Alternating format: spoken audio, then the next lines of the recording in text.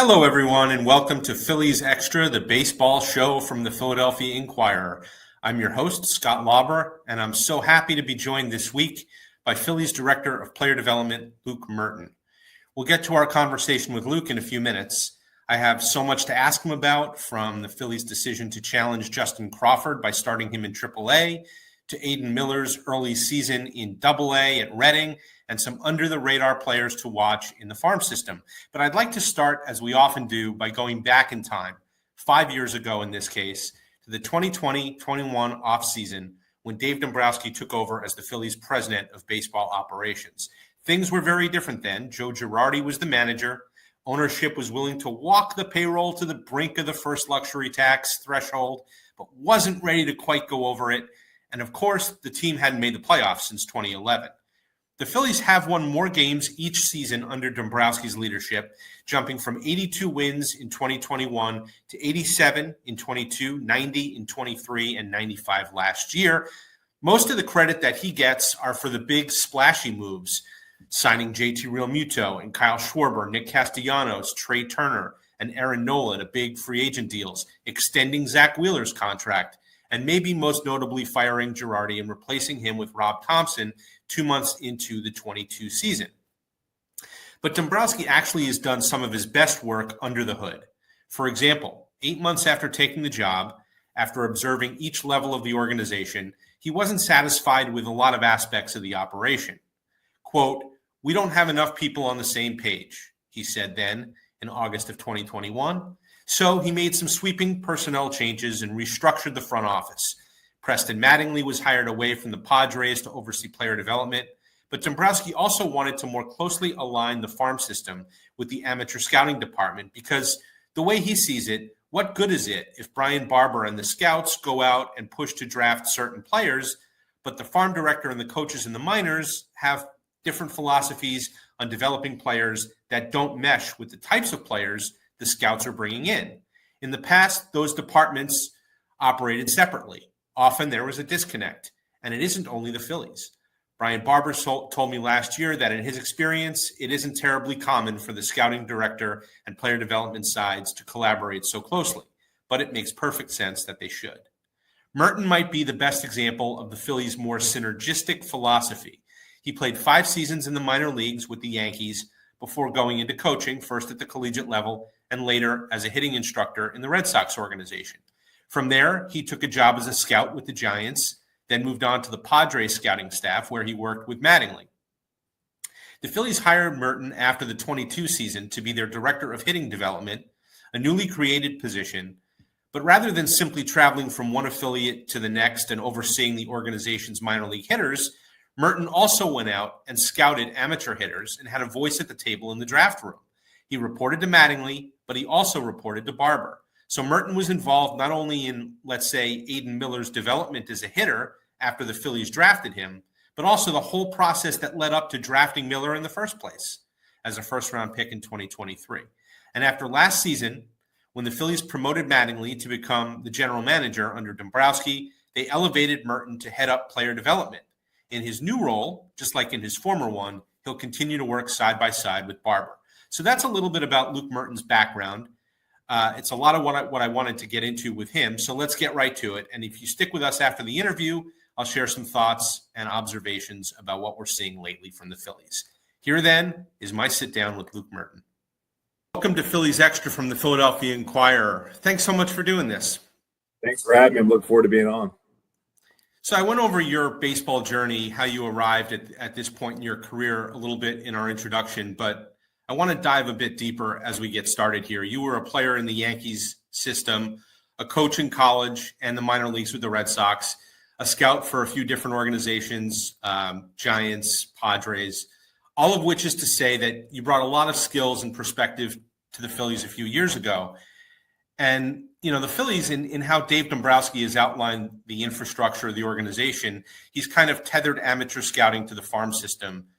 And that seems to have tapped into kind of the wide range of experiences that you and others like Preston Mattingly have had. What's it been like to kind of work on both sides of the street, right? Like to go out and scout players, to be involved in the draft meetings, and then to see it through on the player development side of things once they get into the system. Yeah, it's a lot of fun. I mean, I know like from an alignment standpoint, Dave and Preston, the group have done a great job of aligning both departments and really like departments throughout the entire organization. So going out and being able to see players and have an understanding of who they are before they come in, and you have a little bit of a relationship and a base with the players before they even get there, which I think goes a long ways. And then to be able to like see it through when they get here is really, it's a fun process. I mean, you can talk to them about what they looked like when they were 17 years old, 3-4 years later. I mean, I know Justin just recently he talked about he's close to 200 pounds now. Was talking about what it was like when he was playing at 150 pounds. Just kind of going through and having those conversations with those guys. I do think it helps, and I think it helps get the most out of the player and hopefully like help them reach their potential. So it makes total sense, right? Like you'd want the scouts who are out there looking for talent to look for the types of players that player development is good at developing, and you'd want player development to be good at developing the kinds of players that the scouts go out there and want to see. And I know you've worked for only a handful of organizations, so you don't know how 30 teams do it. But, just it seems to me from talking to people around the game that it's not terribly common, right, for there to be this much collaboration. Do you agree with that from what you've seen? And doesn't it just make sense, right, that those two departments in particular, amateur scouting and player development, would want to work hand in hand? Yeah, for sure. I think it makes sense. I mean, I don't really want to speak to other organizations and necessarily how they do it. I know, like, in general, though, it's hard to get all the people pulling on the same side of the rope. And that's part of what great companies, great organizations, great teams do.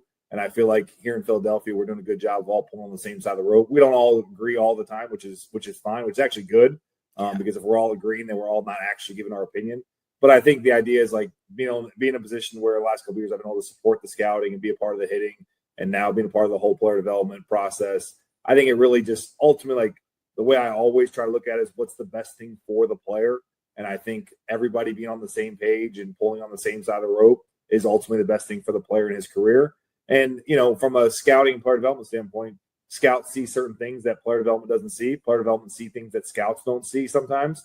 And I think the more conversations you have and the more understanding you have of each side, I think ultimately it helps you make the best decisions. Not that you're always going to be right, but helps put you in the best position to be successful and help ultimately the Philadelphia Phillies at the big league level, which is the goal from all of us. So you're a hitting guy, right, from your playing days, and from your coaching days, and in the last 2 years in the Phillies system as the director of hitting development. Now, in this role, you're responsible for what, like 165 or so active players and a bunch of guys on the injured list, and that's just stateside, right? That doesn't include the kids in the Dominican. What's it been like to now have to be, familiar with what the pitchers are doing in their development, and how much have you relied on, Casey Weathers and Travis Hergert and some of the other pitching people for their input on that side of the ball and kind of bringing you up to speed on what some of those guys are up to? Yeah, no doubt. I think like here in general, we have a lot of talented people. So in any role, even on the hitting side, you're relying on people and what they're seeing. And Ed Wargenzals and the director of hitting now, and Jake Elmore. But Casey and Travis have been outstanding. Obviously, Casey coming over, learning the pitchers this year is his first year over here. Travis having been here and having a lot of rapport with the pitchers, you can obviously learn a lot from them. And just like on a personal standpoint, like a lot of spring training this year was me having to learn the pitchers more than because I had seen a couple of them obviously over my time here, but I didn't really know the entire pitching staff. So getting to know them, understand who they are, understand we have a lot of new pitching people in development right now, and they're doing a phenomenal job, and to figure out exactly how they're going to work and give them space and understand let them see their vision through. But yeah, that was the biggest thing I think in spring training, obviously I had to do is understand who the pitchers were, what levels, do we recommend them going to, and how to put them in the best position to succeed. You're with Lehigh Valley this week in Georgia, so I wanted to touch on a few players, and if we could. And first, I have to ask you about Justin Crawford. You mentioned him just earlier about like how he's matured over the years, right, since the scouting process, and put on a bunch of weight. He's really kind of grown into his body. He's 21 now, just turned in January, and I think a lot of people probably expected that maybe he'd start the season back in Reading. I think he got about 180 or so plate appearances there second half of last year. What went into the decision to challenge him maybe with an assignment to AAA? And I think a lot of people on the outside kind of wonder if that's an indication that like the Phillies are, willing to push a kid like Justin once they get to the upper levels of the minors and to challenge them and to move them fairly quickly if they show the aptitude for doing that. Yeah, I think we're talking with the group. We felt like it was the best decision for him. I mean, you look at Justin is like the biggest thing with Justin is you trust Justin. You trust that he's getting prepared. You trust that he's going to compete. He's ultra talented. And, he went to Double-A, got there, played well. Actually, probably performed better in Double-A last year than he performed in High-A. Pretty close, but if you look at some of the underlying stuff, he was probably a little bit better in Double-A, and just felt like Justin was at a point where we can challenge him. And I what I do know about Justin is, hey, you put him in Double-A for a month and put him up in Triple-A? What I know about Justin is if it doesn't go exactly how he wants it to go and how everybody expects it to go early, I know that Justin's going to do everything he possibly can. He's going to learn from it. He's going to grow from it. He's going to continue to get better. So, I mean, if you have a kid or a player that when you present them with challenges and they hit challenges and it's going to make them better, then it's an easy move to put him up in AAA. Because then you look at it, it's like if he does hit some challenges, it's going to ultimately over the long run make him better. And if he continues to perform at a higher rate, it gives us more information. So it was really honestly like a pretty easy decision just because I know how he's going to react if it doesn't go how he wants, and it's going to ultimately make him better. So to me, it's a win-win situation, him starting in AAA. To follow on Justin, you and I talked about him early in spring training. Externally, I think, and maybe even within the organization, there's been so much chatter about his ground ball rate, right? Will he hit more balls in the air? But he also has really such good contact skills, bat to ball skills, and his speed is, plus speed, right? That, I think I asked you, like, maybe it isn't the worst thing in the world if he carries a slightly higher ground ball rate. Where do you fall in that conversation with regard to Justin's swing and sort of the focus on, is he hitting line drives? Is he hitting it in the air? Are there too many ground balls? Where do you kind of fall in that conversation with this player in specific, given his skill set? Yeah, I think like with him, like obviously with how fast he is, him hitting more ground balls than the next guy is not the worst thing. I think in general, though, like him hitting line drives and hitting the ball in the air more, it's something year over year he's improved. I foresee him improving again this year. It's kind of thing where I think a lot of times in today's game, we want finished products. I don't know this for a fact, and don't quote me on this, but I want to say I heard on a broadcast that he's the third or fourth youngest position player in AAA currently right now. And it's like you look at that and you say those things out loud, and you're like, hey, well, he's got to hit more home runs. He's got to hit the ball in the air more, whatever, we foresee him doing in the future. But it's one of those things where I think if we try to rush it, we hurt his development. I think it's naturally started to happen. His swing's improved. His line drive rate is improving. And it's something that where I don't think we're at a point where it's time to sell out to trying to do that more. He's had a ton of success. I think the idea is like, can we just continue to improve it incrementally? And over time, I think it will take care of itself. Again, like I don't want to be an organization that's trying to create a finished product at 21 years old. Sometimes these guys take time and we have to be patient and let the player work at his own speed. And he has worked at his own speed in the sense that he's hit over 300 everywhere he's been at this point, and he's pushed us in that regard. So I think over time the line drives and stuff will become a little bit more consistent like they have from year to year in the last couple of years. Sticking to the outfield at Lehigh Valley, Gabriel Rincones Jr., had a few really good moments in spring training. He seems to be off to a nice start in AAA. I'm curious how you've seen him evolve as a hitter since you came into the organization after the 22 season. And, for him, is it really a matter this year of just staying on the field, right? Because there have been some injuries in there, and I don't think he's at 1,000 plate appearances yet in his minor league career. How much for him is it just, getting a full season under his belt, trying to stay on the field, and just being able to put together 500 plate appearances in a full season? Yeah, I'd say that's a lot of it with him. I mean, he's a very smart player. He's got instincts. He has aptitude. He wants to be the best he can in every aspect of his game, hitting, base running, outfield. Doesn't matter what it is. He wants to be the best at it. He's going to learn, ask a ton of questions. So I think ultimately he's done a very good job of he swings the right pitches and he hits the ball hard. And I think he's continued to do that here in AAA. I think a matter for him is just, like you said, get on the field, play, put up the numbers, get to the point where, he hits 20 home runs because he plays, and he puts himself in a position to be knocking on the big league door. I'm always really careful, right, not to make too much of the first few weeks of the season because the samples are small and the weather in the Northeast is rough. But I saw Aiden Miller had 3 hits the other night, right? Maybe he's starting to heat up a little bit. When you watch Aiden, and correct me if I'm wrong, but I think you scouted him before leading up to the draft, before he was even in the organization. Like, what's the biggest thing that stands out to you with Aiden Miller? What's the separator for a player like him, who's probably a top 20, top 25 prospect in the entire sport? Yeah, I mean, first and foremost, the thing that stands out, he's talented, right? He can play shortstop. He has power. He swings the right pitches. He hits it hard. He does all those things. And really the makeup's outstanding. I mean, I know the last two guys we talked about have great makeup as well, but I mean, Aiden's the guy that's very, very talented, has moved quickly through the system, and he's always looking to learn and get better. At the end of the day, like, he separates himself from a talent and a makeup standpoint. And I think, as he continues to go, he's going to really continue to separate himself and be an impactful big leaguer in the future.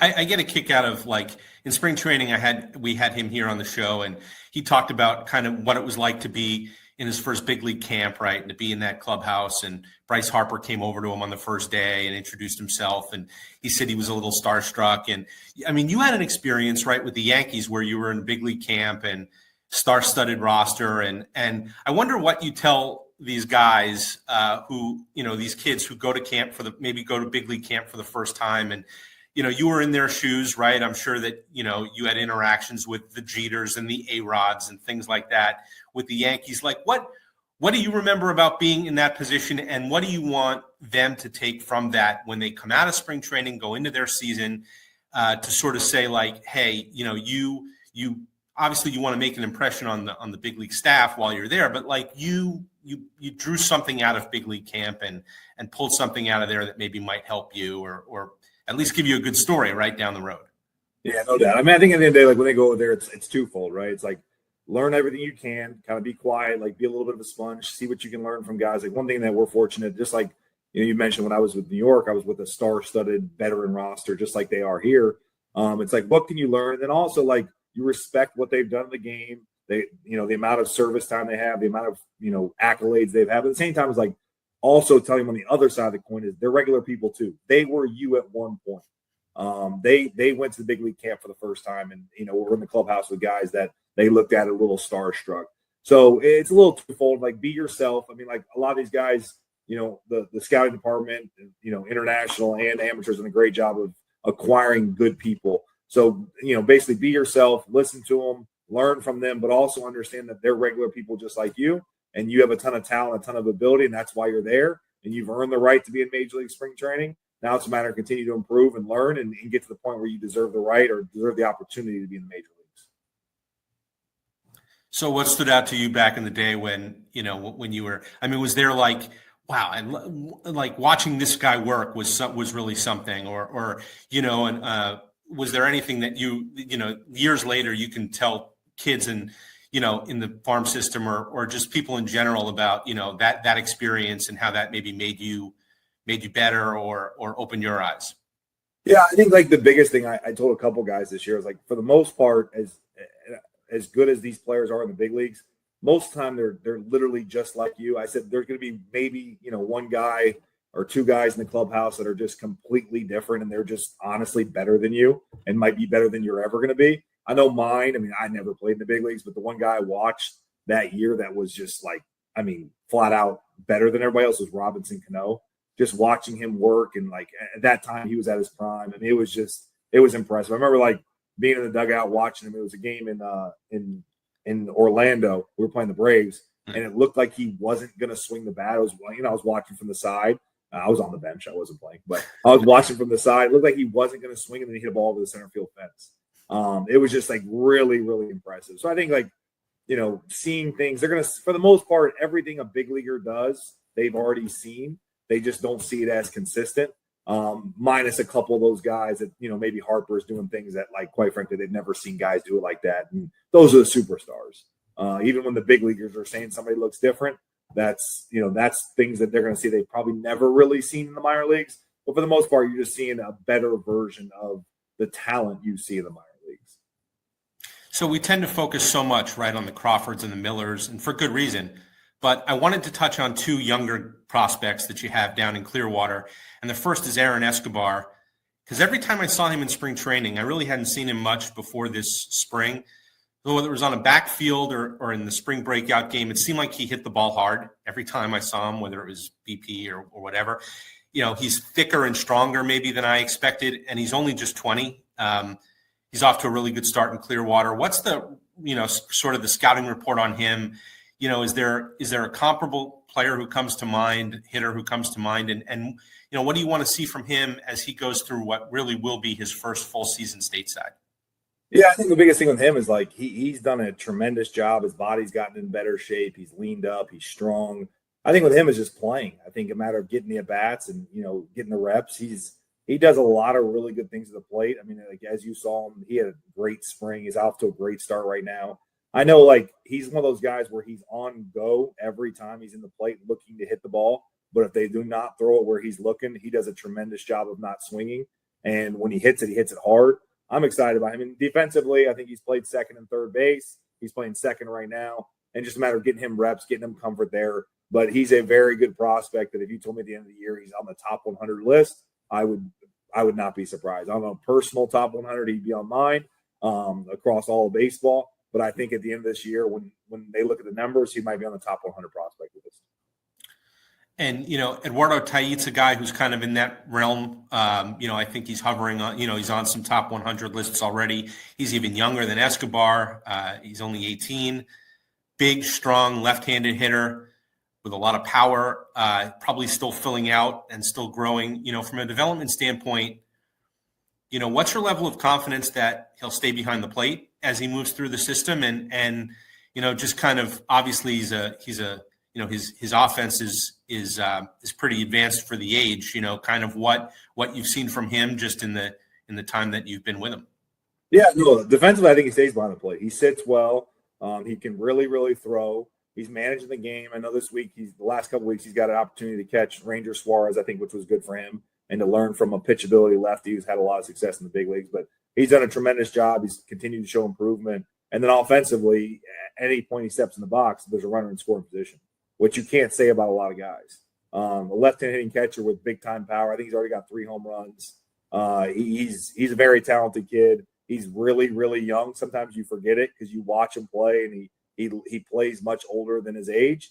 He's got a lot to learn, a lot of room for growth, and we're excited about him. I mean, I know he kind of jumped on the top 100 prospect list. He'll probably go up this year. I mean, you look at a guy a left-hand hitting catcher who stays behind the plate who might hit 20 home runs in the minor leagues.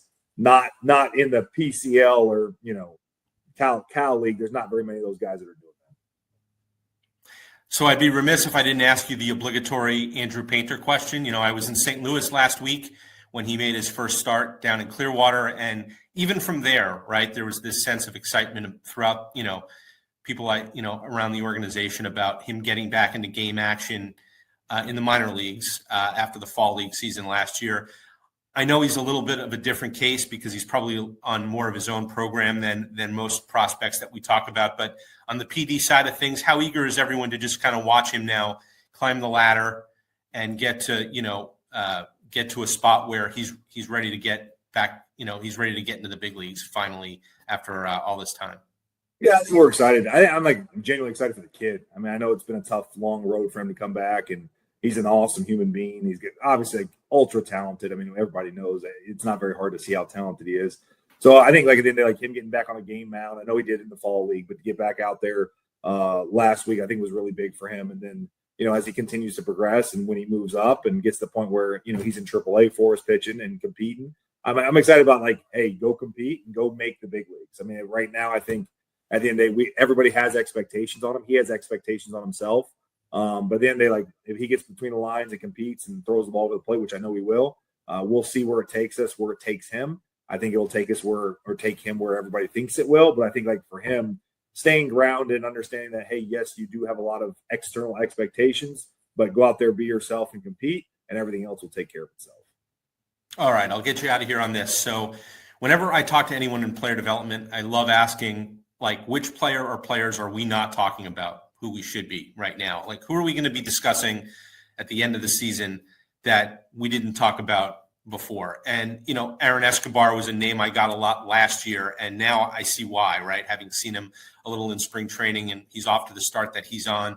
Maybe he's still kind of like a sleeper, but like, do you have a sleeper or two that, maybe someone who doesn't get a lot of the top prospect attention who we should be keeping a closer eye on?